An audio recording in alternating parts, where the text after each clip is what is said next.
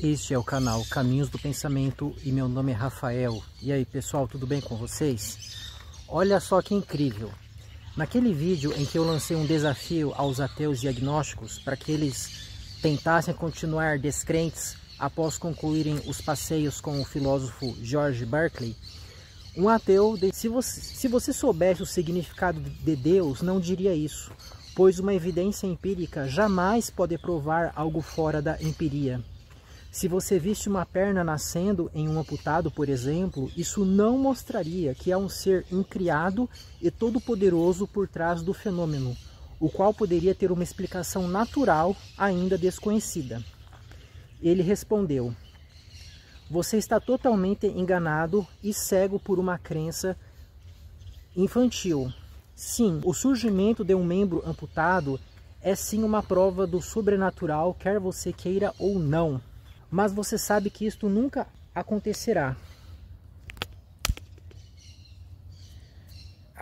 Acabei de matar um senciente aqui, né? Que estava tentando sugar o meu sangue e provavelmente me transmitir doenças, né?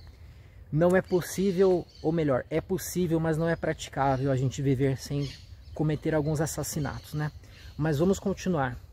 Ele disse: mas você sabe que isso nunca acontecerá simplesmente porque milagres não existem, ou se existem é só na cabeça humana. Por isto Deus só existe por trás de pseudos pensamentos filosóficos, já que o empirismo, que é a única forma confiável do conhecimento humano, não consegue atingir seu ser mágico e milagroso. No fundo vocês sabem disto, mas preferem se enganar nestas questões filosóficas que podem estar erradas ou incompletas, dependendo das premissas e dos pensadores. Me falou em cegueira e ignorância, típico ataque pessoal de quem se acha sábio, mas a realidade é clara e você quem prefere não ver. Acreditei em Deus por 43 anos, hoje sou liberto destas crenças infantis no sobrenatural. Se, como você diz, o empirismo não revela Deus, muito menos a filosofia, que todo argumento por crença é baseado por argumentos equivalentes contra. Pensamento é ilimitado. Então também não podemos chegar a Deus. Com isto concluímos que Deus é inalcançável ou simplesmente uma invenção humana. A segunda, para mim, é mais lógica. Se o empirismo não chega a Deus, muito menos a filosofia. Se os efeitos deste suposto Deus não podem ser medidos no mundo empírico, para que serve um Deus? Seria melhor que ele não existisse, e ao meu ver não existe mesmo. E outra coisa, taxar quem discorda de você de ignorante e cético é típico de arrogantes. Eu respondi: primeiro, você não admite a chance de que uma tecnologia extraterrestre, milhões de anos mais avançada que a nossa, consiga fazer uma perna nascer num amputado como se fosse milagre? Segundo, você não admite que um raciocínio dedutivo cujas premissas sejam verdadeiras e cuja conclusão derive delas de modo necessário deve ser aceito como prova da verdade? Terceiro, eu justifiquei minha crítica a você, portanto não cometi uma falácia ad hominem. Minha avaliação negativa da sua pessoa teve sentido na explanação do assunto filosófico. Aí ele me respondeu: primeiro, pode até ter uma tecnologia extraterrestre. Admito sim, mas enquanto não tiver uma evidência empírica destes seres, são como deuses, só existem na mente humana e a mente é livre para como fazer, apelar para qualquer maravilha para explicar o inexplicável. Ficou meio truncada aqui a resposta dele, mas deu para entender.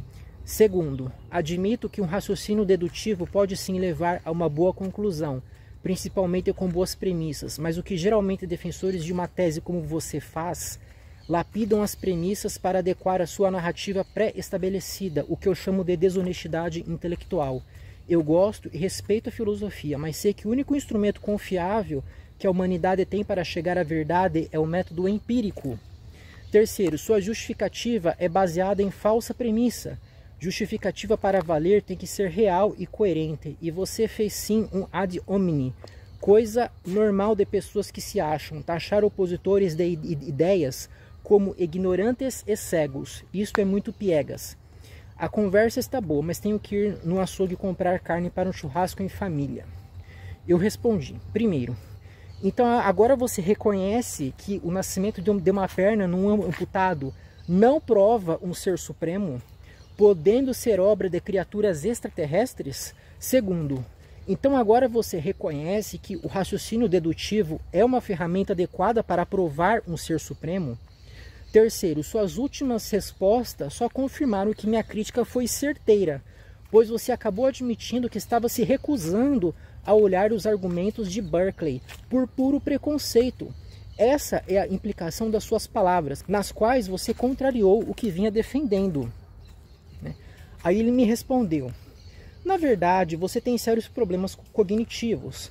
Este argumento do extraterrestre é apelativo, já que você coloca um ser possível mais improvável como solução de algo inexplicável. Isto é apelo à ignorância. Raciocínio dedutivo tem sim seus méritos, mas bem longe tem a capacidade... ele esqueceu de colocar assim, mas nem de longe, né? Eu acho que era isso. Nem de longe tem a capacidade de justificar a crença em Deus. Sobre o argumento de Berkeley, é só uma visão próxima do discurso de William Craig e outros apologistas e pensamento de Tomás de Aquino. É somente mais do mesmo e nada mais.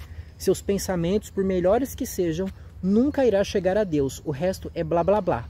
Concordar com a importância da filosofia não é o mesmo que concordar com você. Se não consegue entender isso, melhor ir ao primário, né? E depois disso, a conversa parou porque, por algum motivo, o YouTube ele ocultou os últimos comentários dele, né? E eu mesmo só consegui ver esses comentários entrando no estúdio de criação, né? Mas enfim, eu vou continuar o debate aqui, né? Porque eu entendi que é extremamente produtivo para vocês, né?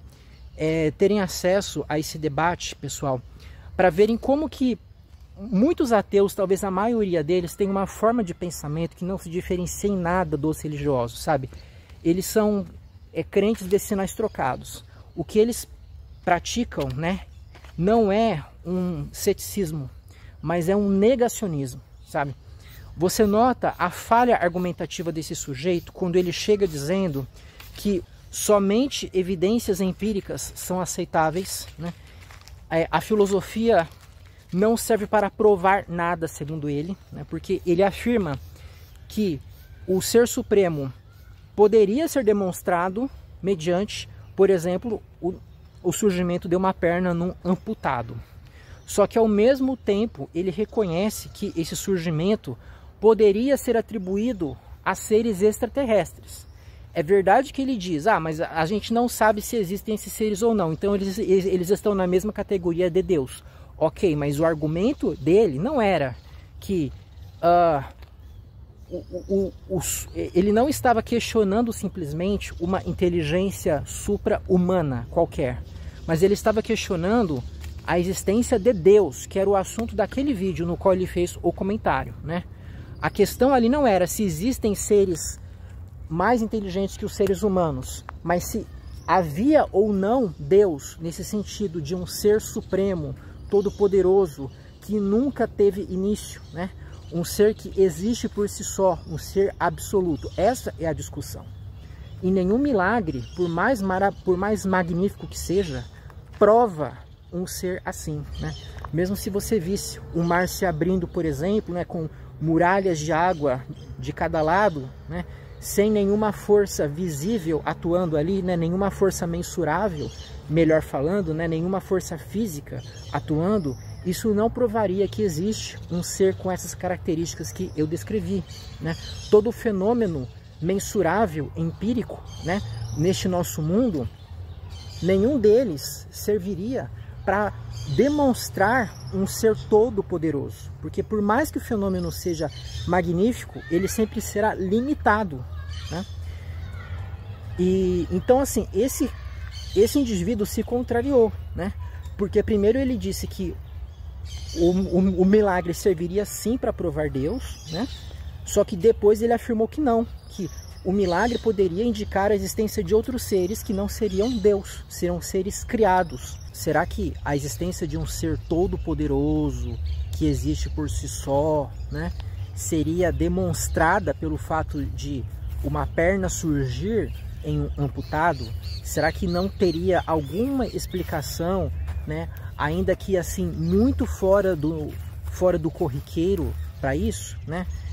Do mesmo modo que nós aqui conseguimos uma tecnologia para fazer muitas coisas que antes pareciam impossíveis, será que uma espécie milhões de anos mais velha que a nossa, né, que colocou ali a sua força para funcionar sobre os recursos que ela tinha, né, começou a manipular os elementos da própria natureza, ela não conseguiria também criar uma tecnologia para fazer coisas que para nós hoje parecem impossíveis e miraculosas?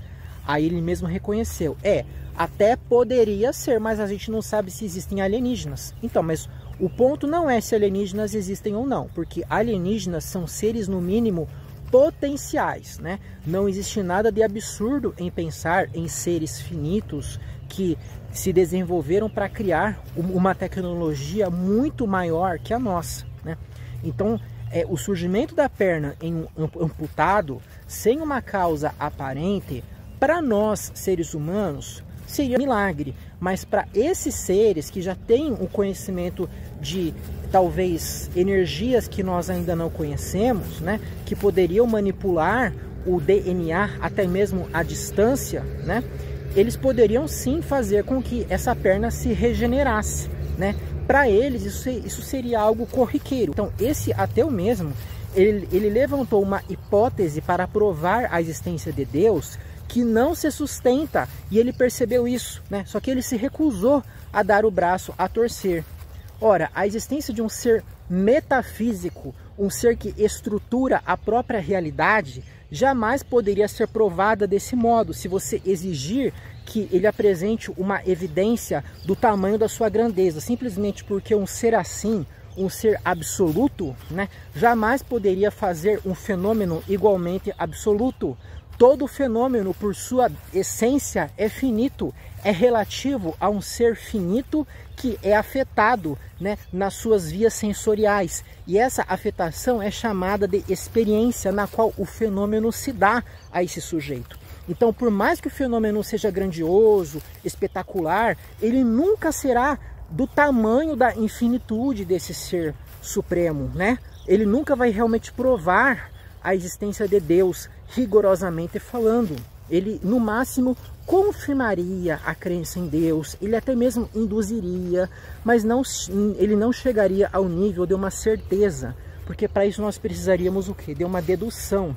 O raciocínio dedutivo, sim, ele nos leva à certeza quando nós partimos de premissas que desembocam em uma ideia chamada conclusão, né? E quando essas premissas são verdadeiras, são sólidas, são inquestionáveis, nós devemos aceitar a conclusão. E esse ateu também reconheceu isso. Ele disse que o raciocínio dedutivo é sim uma forma de levar as ideias corretas. Só que aí ele deu um salto carpado, porque ele falou, ah não, mas o problema não é o raciocínio dedutivo em si, é o modo como os filósofos e os teólogos lidam com o raciocínio dedutivo, porque eles torcem as coisas, eles são tendenciosos, sabe? Eles deturpam, eles fazem sofismas. Então, mas ele se contrariou novamente, porque se ele disse que você não consegue provar a existência de Deus por argumentos filosóficos, por melhores que sejam, como que logo depois ele vai falar que o raciocínio dedutivo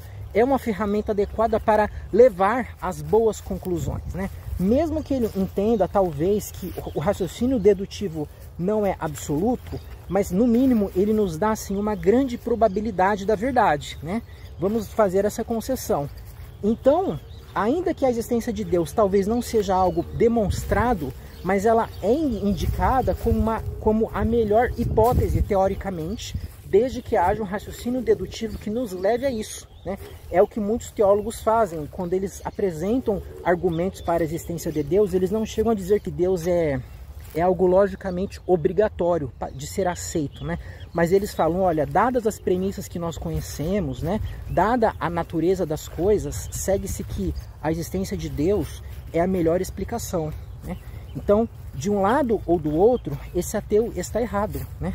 Porque ele apresenta argumentos que ele mesmo desmerece, ele mesmo contradiz, né? Ele percebe que as próprias premissas que ele usa não se sustentam, né? E aí ele vem me acusar de praticar um ad hominem, sendo que a minha crítica a ele não foi um ataque pessoal estritamente falando ou diretamente falando, porque a falácia ad hominem significa você omitir o argumento que foi usado e tentar desmerecer o argumentador, e não foi isso o que eu fiz. Eu comecei dizendo que ele estava praticando realmente uma ignorância, que ele estava sendo ignorante, que ele estava praticando uma cegueira voluntária ao se recusar a considerar os argumentos de Berkeley, e logo depois eu justifiquei isso. Eu apresentei uma fundamentação para a minha crítica. Então, essa crítica teve um valor intelectual, ela teve um valor filosófico dentro da argumentação. De forma nenhuma foi uma falácia, né? E realmente no próprio decorrer das conversas ficou nítido que a minha crítica estava totalmente correta. Esse sujeito não quer nem mesmo considerar os argumentos de Berkeley, porque ele pega todos os argumentos filosóficos e já os desconsidera de antemão, sem fazer nenhuma análise, sem fazer nenhuma crítica, né? Por mais rasa que seja, não, ele simplesmente joga tudo para longe e fala, ó, eu não quero saber disso, porque para mim o que vale é a empiria. Deus só poderia ser demonstrado pela empiria. Mas espera lá, cara, mas a empiria, ela não tem o potencial de provar um ser todo-poderoso, né? Um ser que estrutura a própria realidade empírica. A empiria só nos mostra os próprios fatos empíricos, né? Então, ele mesmo percebeu isso, né? Ele se colocou em uma redoma intelectual na qual a existência de Deus é impossível de ser provada. Ele se colocou dentro de uma visão de mundo onde seria impossível alguém mostrar alguma coisa que levaria ele a crer em Deus. Ele simplesmente resolveu negar a existência de Deus de modo peremptório, né? E qualquer coisa que você for mostrar para ele, ele já vai descartar de antemão, sem considerar, sem entrar dentro daquele argumento que for apresentado. Por último, mas não menos importante, eu não quis entrar nisso, né? Porque eu achei que era desnecessário para o debate, mas eu iria chegar ali se a gente continuasse a conversa por escrito, que é o seguinte: o empirismo não tem base, tá? O empirismo, ele é contraditório e falacioso em si mesmo. Essa ideia de que o método empírico é o único capaz de nos levar à verdade, ele mesmo não demonstra isso, né? Essa premissa não é empírica. Você nunca vai conseguir ter uma experiência sensorial que te leve a essa ideia de que somente a experiência empírica serve para nos mostrar a verdade, né? Essa ideia é construída ou abstraída a partir das próprias percepções, né? Você está acostumado a ter certas experiências que te mostram o que acontecerá se você fizer isto ou aquilo, né? E aí você fica acostumado com essa estabilidade, e daí você tira uma ideia de que somente as percepções é que podem te levar a ideias fidedignas, né? Só que essa ideia não é sustentada a partir da própria experiência. Aquilo que a experiência te dá sempre são percepções particulares que costumam ser sucedidas por certas percepções. E aí você fica acostumado com essa sucessão, você abstrai, ou seja, você pega esses casos particulares e visíveis e imagina uma lei que por si mesma não é visível, né? Uma lei que vai além da experiência que você teve e que regula os próprios fenômenos empíricos. E aí você dá a essa lei um nome como gravidade, né? Como força centrípeta, força centrífuga, né? Todos esses fenômenos físicos que têm uma serventia enorme para que nós possamos prever mais ou menos o que deve acontecer nesta ou naquela situação. Mas de forma nenhuma esses princípios são absolutos, esses princípios são verdadeiros no sentido filosófico da palavra. Eles são apenas construções que nós fazemos, né, a partir dessas experiências que nós colhemos, desses dados sensíveis, e aí nós criamos esses modelos explicativos, esses modelos interpretativos e também preditivos, mas que não possuem um rigor absoluto, né? Eles não nos mostram o ser em si mesmo, tal como é, porque o ser é permanente, o ser é estruturante, enquanto a realidade empírica é estruturada, é baseada em algo que necessariamente não é empírico, né? A empiria é formada pelas percepções sensoriais, e as percepções são elementos subjetivos cujo ser consiste em serem percebidas. Portanto, elas dependem de um observador, elas dependem de uma mente. Isso se refere a tudo o que é empírico, tudo aquilo que é perceptível, né? Ou é uma percepção atual, ou seja, uma afetação em algum sujeito, ou então é uma percepção potencial, ou seja, é algo que surgirá quando determinada mente for afetada desta ou daquela forma, né? Então, quando você fala assim, para mim o método empírico é o único que pode me mostrar a realidade, tá? Então, prove para mim dentro do método empírico isso que você acabou de dizer. Como que você sabe que o método empírico é o único capaz de te levar à verdade? É porque a ciência nos conseguiu inúmeros resultados magníficos, né? Em alguns séculos de existência, o homem construiu máquinas formidáveis, encontrou curas para inúmeras doenças e descobriu inúmeros mistérios que os outros métodos de conhecimento nem chegaram perto. Tá, mas isso aí significa você apelar para os efeitos, para você tentar dizer que a própria ferramenta ela descreve a realidade? Porque assim, aquilo que a ciência nos faz é nos mostrar, como eu já citei, os fenômenos que aconteceriam nesta ou naquela situação. Se você tomar este remédio, você deixará de sentir essas coisas. Se você manipular esses objetos desta forma, você vai ter este resultado, né? Então, se você construir esta máquina e colocá-la para funcionar deste modo, você vai poder viajar para a Lua, por exemplo, né? Tudo bem, a ciência ela serve para isso. O papel dela é de ferramenta para o ser humano poder ter novas experiências empíricas, obviamente, né? Agora, você descrever o que é a realidade, isso aí é papel do raciocínio, é papel da reflexão lógica, né? E essa reflexão lógica, obviamente, ela precisa julgar a própria empiria, ela precisa explicar a origem das percepções. E isso a ciência não nos dá, porque para você explicar a origem das percepções, você precisa explicar a origem da própria ciência. A ciência trabalha a partir das percepções, a ciência nasce a partir da própria admissão de que nós vivemos em um mundo que tem leis que aparentam uma certa regularidade e que nos permitem saber como podemos agir para termos uma vida mais confortável, né? É para isso que a ciência serve. Então, quando você fala assim, a ciência, somente ela é que pode nos dar as ideias corretas, somente ela pode provar das coisas, você está confundindo o conceito de ciência, o conceito de prova, o conceito de verdade, tá?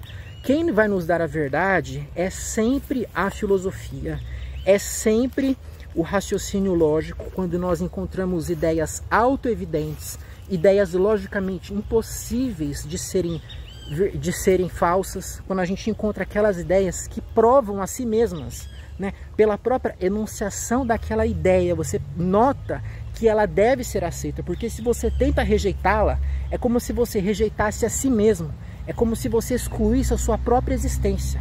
Essa verdade, ela se impõe à sua mente de uma forma irresistível. E a partir dessa ideia primordial, você vai derivar outras ideias, você vai derivar subprincípios que vão constituir a teia da sua visão de mundo.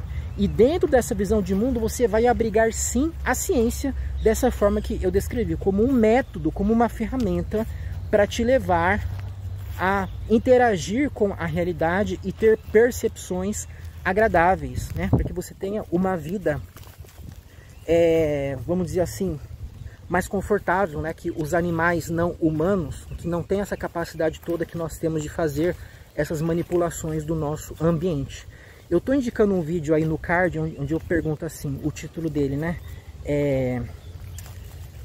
Qual que é o nome mesmo do vídeo? Esse vídeo já é meio antigo, eu coloquei assim: a prova da verdade está na filosofia ou na ciência? Tá bom, pessoal? Eu acho que eu esgotei o assunto, né? Enfim, a maioria dos ateus são assim mesmo, né? Eles se contradizem, eles são cientificistas, né? Eles seguem um empirismo muito pobre, né? O Berkeley era empirista roxo, tá?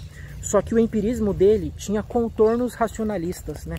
Ele cometeu sim algumas falhas em razão disso, né? Em razão de ter adotado uma epistemologia que buscava derivar todo o conhecimento a partir das percepções, mas ele mesmo admitia que o conhecimento também poderia vir mediante o raciocínio, né?